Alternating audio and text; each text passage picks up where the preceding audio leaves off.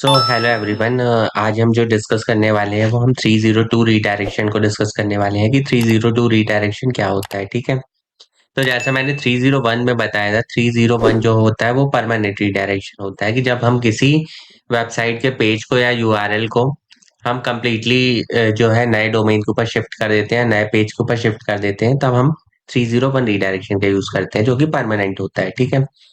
इसी तरीके से जब किसी पेज को हमको टेम्परेरी कुछ दिनों के लिए बस रीडायरेक्ट करना हो, मान लीजिए कोई ऑफर हमारी वेबसाइट पे निकला है और कोई भी उस वेबसाइट के यूआरएल पे .com पे जा रहा है और मैं उसको ऑफर पेज पे ट्रांसफर करना चाहता हूँ, तो मैं ये टेम्परेरी रीडायरेक्शन लगाऊंगा। ठीक है।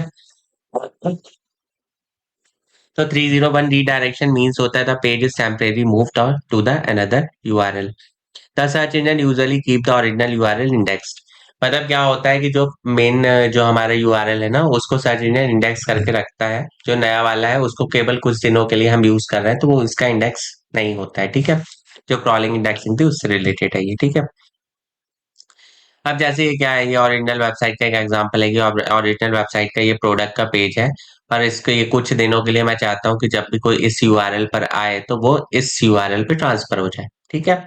तो मैं क्या करूंगा, सेम वेबसाइट है, मैं प्रोडक्ट ऑफर जैसे कोई ये वाला यूआरएल टाइप करेगा तो वो इस वाले पेज के ऊपर आ जाएगा। ठीक है। और जैसे ये ऑफर एंड हो जाएगा तो फिर वो इस वाले पेज पे आ जाएगा। जैसे मैं आपको प्रैक्टिकल एग्जांपल दिखाऊं, तो मान लीजिए ये फ्लिपकार्ट का पेज खुला हुआ है। ठीक है। अब मान लीजिए इस फ्लिपकार्ट के पेज की डिजाइनिंग चेंज करनी है। आप देखते हैं कि कंसिस्टेंटली ये डिजाइन जो है वो चेंज होती रहती है। ठीक है। हर साल आपको फ्लिपकार्ट का एक नया पेज दिखता है। तो ऐसा नहीं है, ऐसा नहीं होगा कि वो डेली इसको डिजाइन करता रहेगा। ठीक है। वो क्या करेगा, जैसे कोई flipkart.com कर रहा है तो ये आपको देखो पेज यूआईडी ये सब दिख रहा है, वो आपको एक नए पेज के ऊपर ट्रांसफर कर देगा जब वो इस मेन पेज का मेंटेनेंस करेगा। या तो आपको इस पेज पे जैसे कोई आएगा तो दिख जाएगा कि ये अंडर मेंटेनेंस है ये वेबसाइट। ठीक है। या यदि ये नहीं दिखाना है कि क्योंकि उससे यूजर एक्सपीरियंस खराब होता है, हमारा ट्रैफिक भी जा सकता है, तो इसके लिए हम क्या करते हैं, इस वेबसाइट के पेज को जैसे कोई ये हमारा flipkart.com टाइप करेगा तो वो किसी नए पेज के ऊपर रीडायरेक्ट हो जाएगा। ठीक है, कुछ दिनों के लिए। जब कुछ दिनों के लिए हम ऐसा करते हैं तो हम 302 रीडायरेक्ट लगाते हैं।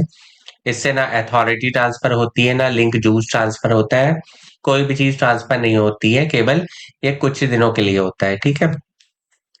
ये इसका फायदा होता है जब हमको परमानेंटली करना होता है तो फिर हम क्या करते हैं, परमानेंट रीडायरेक्शन लगाते हैं। ठीक है। अब इसके यूज केसेस की बात करें तो जब भी हमको टेम्परेरी प्रमोशन पेज, जैसे मैंने बताया कि ऑफर पेज पे लोगों को भेजना है, जैसे कोई मेरी वेबसाइट पे आता है तो सीधे ऑफर पेजेस पे भेजना है, तब हम क्या करेंगे, तब हम टेम्परेरी रीडायरेक्शन लगा सकते हैं। ठीक है। इसके इसके अलावा इसके अलावा जब भी हम ए बी टेस्टिंग कर रहे हैं, मतलब दो पेजेस को हम देखना चाहते हैं कौन सा ज्यादा पॉपुलर हो रहा है, तब हम ये करते हैं।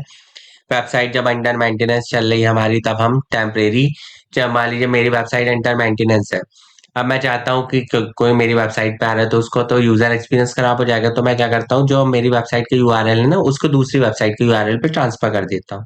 ठीक है। कुछ दिनों के लिए। ठीक है।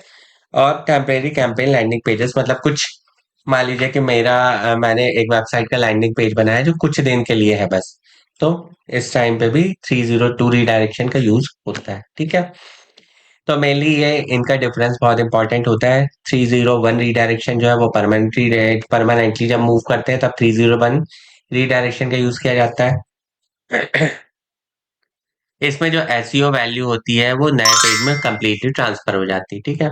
और जो 302 रीडायरेक्शन होता है वो टेम्परेरी रीडायरेक्शन होता है। इसमें ये जो एसईओ की वैल्यू है वो ओरिजिनल पेज पे ही रहती है, कोई ट्रांसफर नहीं होता है, और फिर कुछ दिन बाद जो है हम अपने ओरिजिनल पेज के पे काम स्टार्ट कर देते हैं। ठीक है। तो ये जो था हमारा 301 रीडायरेक्शन और 302 रीडायरेक्शन था। इसका मेनली यूज जो है वो ब्रोकन लिंक्स के लिए भी होता है, जब हमारी वेबसाइट कंप्लीटली मूव होती है नए डोमेन के ऊपर तब भी करते हैं, या फिर टेम्परेरी मेंटेनेंस वगैरह होता है तब भी हम ये सारे काम करते हैं। तो ये हमारा 301 और 302 रीडायरेक्शन हमने समझ लिया है। आने वाले लेक्चर्स में हम टेक्निकल एसईओ के और जो एक्सपेक्ट होते हैं उनके बारे में बात करेंगे।